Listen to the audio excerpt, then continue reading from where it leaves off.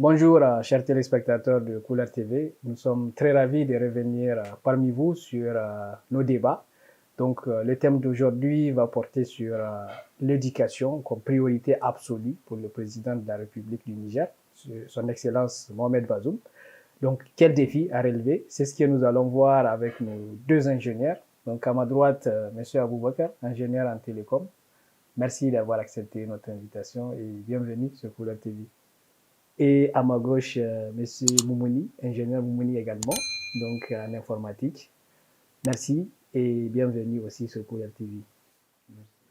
Voilà, donc l'éducation comme priorité absolue. On a déjà eu à faire un débat sur Couleur TV avec ingénieur Moumouni sur l'éducation, sur lequel on était concentré sur les causes et puis les conséquences de la dégradation du système, dont on n'a pas besoin de rappeler aujourd'hui. On sait combien le niveau a baissé. Ça se voit tout de suite sur les résultats de nos examens que nous organisons. Le BEPC, cette année, on a enregistré un taux de réussite de 20,50% sur le national, donc ce qui est quand même très bas, extrêmement faible. Sur le bac, on n'a pas encore le résultat, mais on se rappelle des résultats de 2019-20, avec 2019, 26%, et 2020, un peu d'amélioration sur 34%, donc ce qui reste quand même relativement faible. Bon, au-delà de tout ça, certains indexent les enseignants comme étant la cause, d'autres indexent l'État, donc on ne sait pas exactement où se situent les causes, mais là, on ne va pas chercher le coupable. On est sur les défis plutôt à relever, donc c'est ce qu'on va voir avec vous. Alors, j'aimerais d'abord commencer par la droite, par ingénieur Aboubakar. Pour vous, quels sont les défis en fait? Bon, est-ce déjà, pourquoi déjà en fait le président a choisi l'éducation comme priorité? Merci à Couleur TV de nous avoir invités pour ce sujet qui est hyper important pour toute la population nigérienne, pas que pour le président. Et pour moi, ce sujet est important dans le sens où l'éducation est la base de tout. Aujourd'hui, on ne peut rien faire sans l'éducation. À chaque fois quand on a des guerres ou on a des insécurités ou on a d'autres choses, on commence à mettre l'éducation en deuxième position pour pouvoir gérer le court terme. Parce que je l'appelle court terme parce que quand on regarde réellement, c'est du court terme. Parce que l'éducation, si on est bien éduqué, si on a vraiment la bonne éducation, ça va nous permettre de résoudre tous ces problèmes. Peut-être pas sur le champ parce que quand même on a péché pendant un bon bout de temps en mettant l'éducation au deuxième voire troisième niveau. Donc aujourd'hui, moi je suis très content de voir que le président parlait de ça comme étant vraiment une priorité pour lui. Donc, ça va nous permettre de résoudre beaucoup de problèmes comme les problèmes d'insécurité qui sont liés à vraiment un manque d'éducation. Ça va nous permettre aussi de résoudre les problèmes de pauvreté, parce que les gens vont savoir comment créer de la richesse parce que tout le monde aujourd'hui se focalise, ok, on va partir sur les mêmes types d'activités, que ce soit peut-être le commerce, que ce soit peut-être l'enseignement, que ce soit. Donc, c'est que les mêmes types d'activités qu'on essaie de faire au Niger, alors qu'on peut tellement diversifier. Il faut juste avoir une bonne éducation. Et je préciserai quand je parle d'éducation, je ne parle pas que de l'éducation dans les écoles, en fait, comment, les écoles de type où on parle français ou anglais, mais il faut aussi prendre en compte l'éducation, l'école coranique. Pour moi, les deux vont de pair. Il faut avoir au minimum l'une des deux parce que ça permet de développer les compétences, les connaissances et avoir les deux, c'est encore mieux, c'est encore plus important pour un pays comme le nôtre. Merci beaucoup, ingénieur Aboubakar. Donc, effectivement, l'éducation, on comprend tout de suite pourquoi le président a choisi d'en faire la priorité. C'est vrai, comme il l'a dit, en fait, tous les secteurs de la vie aujourd'hui citoyenne, de la vie d'un Nigérien, en fait, ça concerne tout de suite l'éducation. Quand il y a des problèmes, il faut quand même avoir des penseurs, il faut avoir des intellectuels à même de réfléchir pour résoudre ces genres de problèmes. Alors, aujourd'hui, ingénieur Moumouni, quels sont les défis à relever? D'abord, je tiens à remercier Couleur TV de nous avoir invités à discuter sur ce sujet, comme ingénieur l'a dit, combien important. C'est pas que pour le président, mais je pense De même, pour moi, c'est important pour tout un chacun, pour toute la population nigérienne en fait. Pourquoi? Parce que aujourd'hui, si vous avez une bonne éducation, une population qui est éduquée, comme il l'a dit, mes propos vont dans le même sens que pour lui, parce que tous les problèmes qu'on a, en fait, c'est lié au manque de l'éducation que la population est en train de subir. Parce que si aujourd'hui, vous regardez les pays qui sont les plus développés, c'est parce qu'ils ont une bonne éducation. Parce que l'éducation, c'est l'arme la plus puissante qui peut faire en sorte qu'un pays peut se développer. Si on n'a pas de bonne éducation, tous les crimes, le développement et tout ça d'un pays va avec ça. Donc, les défis, ils sont de taille, ils vont d'ordre sécuritaire et bien d'autres qui sont liés à ça. Mais le défi le plus important, ce serait d'avoir cette éducation-là de base qui est de qualité. Donc, il y a tout ça lié à l'éducation qu'il faudrait avoir. Mais Excusez-moi de vous couper, quand vous parlez d'éducation de base, vous parlez de l'éducation primaire. oui, parce que pour moi, l'éducation, elle commence à la base. Et dès la base, si on a une bonne éducation, en fait, on ne sera pas un badaud dans la vie. Et plus il y a une mauvaise éducation, il y aura tellement de problèmes dans la société, ce qui est tout à fait normal. Absolument. Et par rapport à l'éducation primaire, justement, on va commencer par le primaire et après on ira jusqu'au niveau supérieur, on va dire. Euh, Juste après son investiture, en fait, le président de la République a multiplié quand même les rencontres avec les acteurs, les syndicats de la vie politique nigérienne. Donc, il a rencontré, je me rappelle, les acteurs du syndicat du secteur de l'éducation.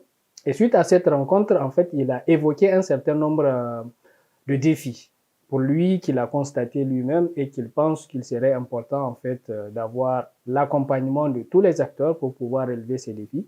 Donc, parmi ces défis-là, il a évoqué le manque d'efficacité du système éducatif. Alors, aujourd'hui, moi, j'ai envie de vous demander, est-ce que le système, bon, on sait qu'il est inefficace, on sait qu'il ne répond plus aujourd'hui, certains disent qu'il est obsolète, il est dépassé. Bon, est-ce qu'il faut changer le système ou il faut le repenser tout simplement, l'améliorer en fonction de nos réalités? À mon avis, il faut plutôt l'adapter parce que c'est toujours très difficile de se dire qu'un système, on va juste oublier tout ce qui s'est passé, on va faire table rase. C'est bien de le faire, mais aujourd'hui, on n'est pas là. On est plus dans des adaptations parce qu'on a un système qui est défaillant, mais qui n'est pas à 100% nul. Il est défaillant parce que quand on regarde réellement, aujourd'hui, quand même, on arrive à avoir quelques Nigériens qui arrivent vraiment à un niveau où on a des gens qui bossent à la NASA, on a des gens qui bossent à... Donc, c'est pas qu'il est complètement défaillant. Donc, pour moi, il faut plutôt l'adapter. L'adapter veut dire de le voir vraiment parce qu'il y a eu beaucoup d'études aujourd'hui, depuis les années 2000 à aujourd'hui. Il y a tellement eu d'études par rapport à quelles sont les défenses. Je pense qu'on les a toutes ciblées, ou même si on n'a pas tout ciblé, c'est l'occasion de revoir et de s'assurer de tout ce qu'on veut pour pouvoir le mettre en place. D'accord. Et absolument, en fait, il y a un certain paradoxe quand même, selon ce qu'il vient de dire, c'est que ce même système a formé quand même beaucoup d'intellectuels. Il a formé notre président de la République, il a formé nos deux ingénieurs qui débattent aujourd'hui avec nous. Donc, on ne peut pas dire que le système est en soi, en fait, mauvais.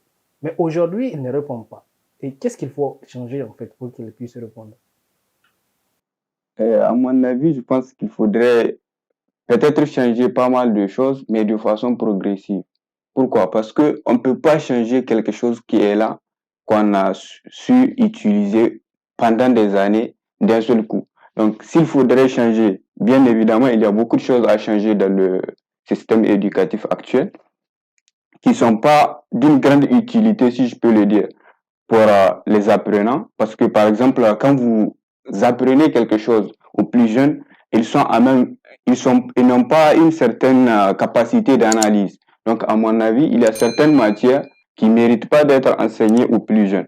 Pourquoi? Parce que si vous apprenez, par exemple, à un petit enfant, euh, il est descendu d'un singe ou quelque chose comme ça. Lui, dans sa tête, il va développer ce complexe d'infériorité toute sa vie. Et c'est tout à fait logique. Donc, il y a certains trucs de ce genre à modifier au sein du système, voilà, pour le faire évoluer. Donc, en quelque sorte, si je comprends bien ce que vous voulez dire, c'est que le système doit être une façade, on va dire, non, pas une façade, un reflet, on va dire, de notre culture. Il faut l'adapter à notre culture, à notre tradition. Surtout raconter notre histoire pour que les gens puissent comprendre d'où l'on vient. Ouais. C'est important, c'est important. Et autre chose qui est quand même assez intéressante et compliquée en même temps, le président a parlé de l'incompréhension de la langue de l'enseignement au niveau primaire, surtout, bon, pas qu'au niveau primaire, aujourd'hui malheureusement.